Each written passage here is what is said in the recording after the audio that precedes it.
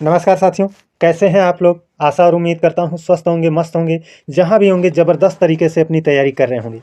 देखिए दोस्तों, अपना ये पहला क्वेश्चन, इस पहले क्वेश्चन में कहा है भारत बंधु पत्रिका का संपादन कौन करता था? तो जो भारत बंधु पत्रिका है इसका संपादन कौन करता था, इसके संदर्भ में आपको उत्तर देना है ना?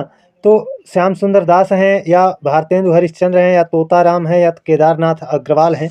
तो इनमें से जो आपका सही जवाब है वो ऑप्शन सी है, तोताराम।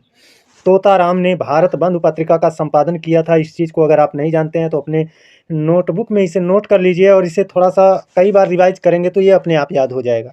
अब बढ़ते हैं अपने अगले क्वेश्चन पर। इसमें कहा है निम्न में से कौन-सा आसन्न भूत का है?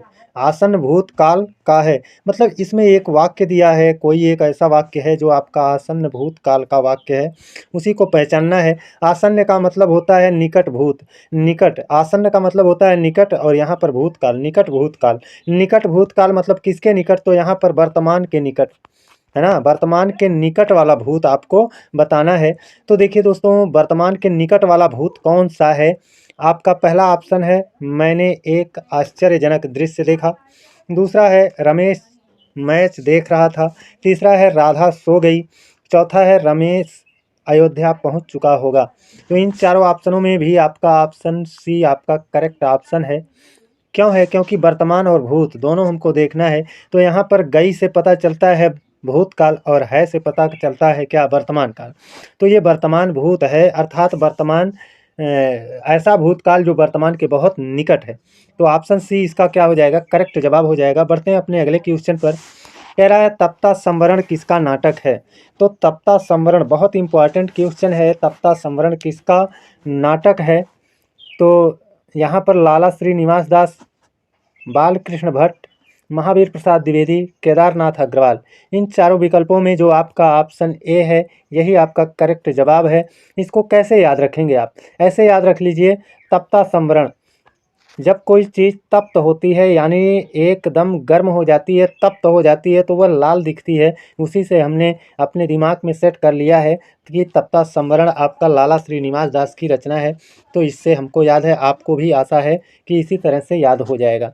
अब बढ़ते हैं अपने अगले क्वेश्चन पर। कह रहा है काव्य वचन सुधा पत्रिका का संपादन वर्ष है। देखिए दोस्तों, काव्य वचन सुधा पत्रिका जो है इसका संपादन करने वाले कौन है? भारतेंदु हरिश्चंद्र हैं। कौन है? भारतेंदु हरिश्चंद्र जी हैं।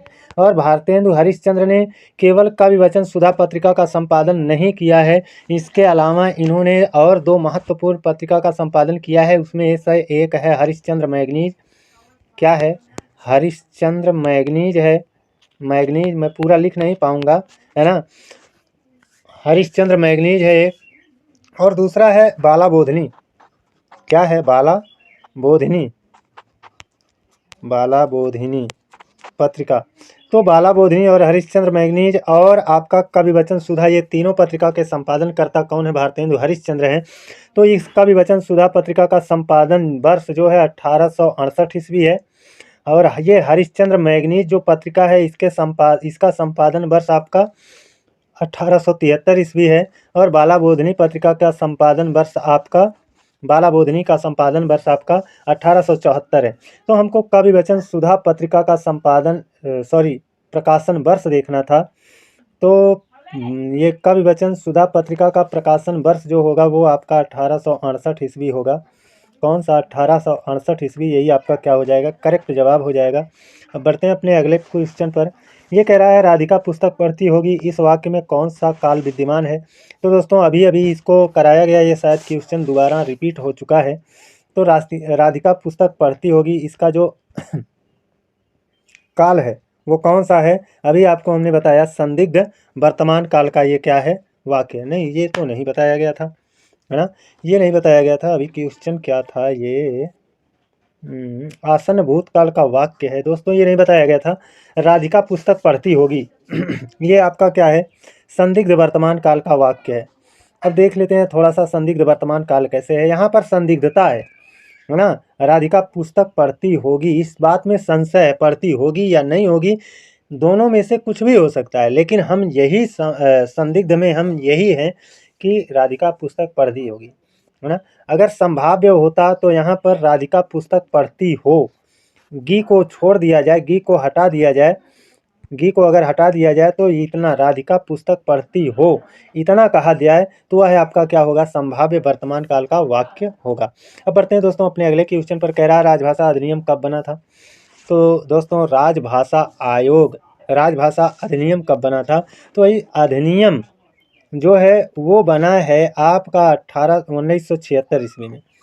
कब बना है, 1976 ईस्वी बना है। और राजभाषा आयोग कब लाया गया था, तो ये जो राजभाषा है इसके लिए आयोग कब लाया गया था, आयोग के बारे में भी जानना है क्योंकि बहुत इंपॉर्टेंट है। ये 1955 में लाया गया था। राजभाषा आयोग कब लाया गया था, 1955 में लाया गया था। और राजभाषा अधिनियम के रूप में यानी एक नियमबद्ध तरीके से कब आया, वो आपका 1976 ईस्वी में लाया गया था। आपका ऑप्शन डी इसमें क्या होगा, करेक्ट जवाब होगा।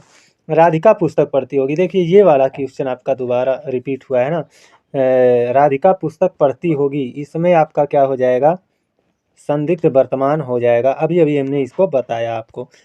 ये कह रहा है चाकू का बहुवचन क्या होगा, तो भाई साहब चाकू जो है, इस चाकू शब्द का बहुवचन क्या होगा, तो चाकू का बहुवचन आपका चाकुओं नहीं होता है। चाकू का बहुवचन चाकुओं नहीं होता है। चाकू का वचन चाकुओं नहीं होता है, चाकुएं नहीं होता है, चाकुओं नहीं होता है। चाकू का बहुवचन एक वचन सेम होता है, चाकू ही रहता है, चाहे एक वचन में कहो चाहे बहुवचन में कहो, आपका चाकू का बहुवचन चाकू ही रहेगा। मुझे किस प्रकार का सर्वनाम है, तो देखिए दोस्तों सर्वनाम 3 तरह के होते हैं, उत्तम, मध्यम और अन्य। उत्तम में कौन आता है, उत्तम, मध्यम और अन्य। अन्य तो इसमें कौन आता है, वक्ता आता है। जो बोलने वाला है खुद अपने लिए जिस शब्द का प्रयोग करता है उसमें वो क्या होता है, उत्तम पुरुष के अंतर्गत आता है। जैसे बोलने वाला अपने लिए जिस सर्वनाम का प्रयोग करेगा उसको क्या कहेगा, वो क्या कहेगा, मैं या हम या हमें, यही कहेगा ना, मैं, हम, हमें, यही कहेगा। तो मैं, हम, हमें, मुझे, ये सब क्या होते हैं, आपके उत्तम पुरुष के अंतर्गत आते हैं। तो मुझे किस प्रकार का सर्वनाम होगा, आपका उत्तम पुरुष का सर्वनाम होगा। अब मध्यम के बारे में भी जान लेते हैं। इसमें श्रोता आता है। श्रोता के लिए जिस शब्द का प्रयोग किया जाता है वो होता है मध्यम। जैसे तुम खड़े हो जाओ कहा जाए तो श्रोता के लिए कहा जा रहा है। आप खड़े हो जाओ कहा जा रहा है तो इसका मतलब श्रोता के लिए कहा जा रहा है। तो तुम हो गया, आप हो गया, ये दोनों आपका मध्यम पुरुष में आएगा। कौन सा, तुम, आप, ये मध्यम पुरुष में। और जो दोनों में से मतलब उत्तम और मध्यम दोनों ना होगा या अन्य होगा, इसका मतलब है जो अन्य पुरुष होता है। जैसे क्या, वह, ये, है ना, वह हो गया, वे हो गया, सॉरी, वे हो जाएगा, वह हो जाएगा, वे हो जाएगा, है ना। ये आपका क्या हो जाएगा, अन्य पुरुष के अंतर्गत जाएगा। बढ़ते हैं अपने अगले क्वेश्चन पर। ये देखिए अपना अगला क्वेश्चन है। इसमें कहा है तालव्य व्यंजन कौन सा है। भाई तालु से जो उच्चारित होता है वो तालव्य व्यंजन के अंतर्गत आता है। यहाँ पर जो टा ठा डा ढा ढ़ा है ये मूर्धा से उच्चारित होता है, तो इसलिए ये मूर्धन्य व्यंजन होगा। ता था दा धा दा ना, ये आपका, आप देखेंगे ता का उच्चारण करते समय आपकी जिह्वा दांत पर लगेगी, इसलिए ये दंत व्यंजन के अंतर्गत आएगा। किसमें, दंत व्यंजन के अंतर्गत आएगा, दंत व्यंजन के अंतर्गत आएगा, है ना। और चा छा जा झा यही है आपका क्या, ताल, यही क्या है, तालु है, तालव्य व्यंजन के अंतर्गत आएगा। पा फा बा भा ये क्या हो जाएगा, ओष्ठ ध्वनि के अंतर्गत आएगा। किसके अंतर्गत आएगा, ओष्ठ ध्वनि के अंतर्गत आएगा। तो ये पा फा बा भा आपका क्या ओष्ठ है। तो हमसे पूछा तालव्य, तालव्य के अंतर्गत कौन आ रहा है, चा छा जा झा आ रहा है। ऑप्शन सी आपका क्या हो जाएगा, करेक्ट जवाब हो जाएगा। दोस्तों आज का हमारा वीडियो कैसा रहा आप लोग कमेंट करके जरूर बताइएगा। आज के लिए बस इतना ही। जय हिंद, वंदे मातरम।